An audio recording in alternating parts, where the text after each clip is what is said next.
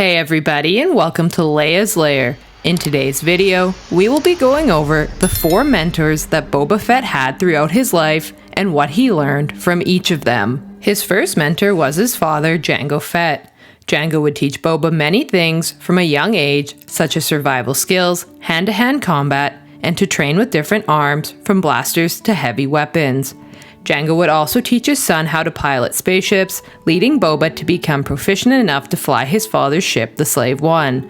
He would also learn many skills from his father's experience as a Mandalorian warrior. Jango was a foundling of the Mandalorians and therefore would become acquainted with Mandalorian culture, something he would pass on to his son. Boba's devotion to honor and keeping true to his word was a fundamental value throughout his life, as evidenced at a younger age when he refused to murder innocent clone troopers during his mission to kill Mace Windu, and again as an adult when staying true to his word to assist Din Djarin in rescuing Grogu from Moff Gideon. His father's insistence on training and inclusion of Boba on his many missions would form the foundation of the young warrior's abilities, but Jango's death during the Battle of Geonosis would change Boba's path forever. Next was Aurra Sing.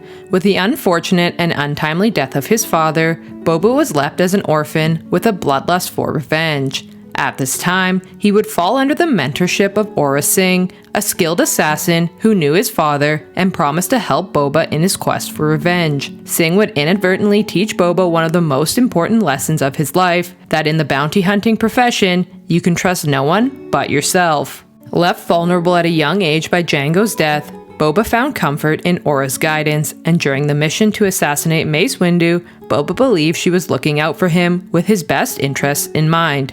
However, when the Jedi managed to foil their plan and Boba was captured, Aurra chose to leave him behind to save herself.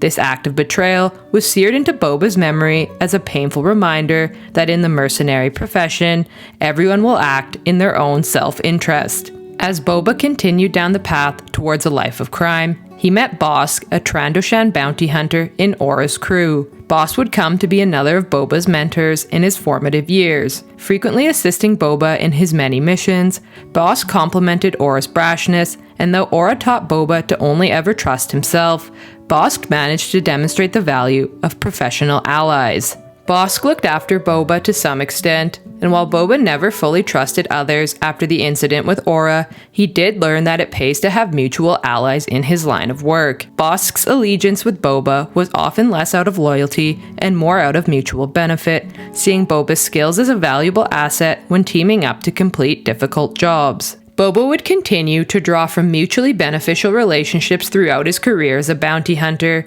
and we would see it again with his partnership with Fennec Shand in The Mandalorian. Lastly, there was Cad Bane, who was likely his most infamous mentor. Following Jango's death, Cad Bane assumed the role of greatest bounty hunter in the galaxy, and his work during the Clone Wars gained him much notoriety. Boba would come under Bane's mentorship while imprisoned on Coruscant and learned many of the finer aspects of bounty hunting from the deadly mercenary. Most importantly, Bane would teach Boba the importance of building a reputation in the craft. Bane commanded a premium price for his work since his nearly perfect success rate on jobs and talent for handling Jedi was unparalleled. Boba would note Bane's selectiveness when accepting work, and after his death, Boba would fill the void left behind, looking to build a reputation for 100% success rates on all jobs. While much of the time Boba Fett spent with Cad Bane was left out of the Clone Wars, an unfinished storyline arc may see a return in the upcoming series The Bad Batch.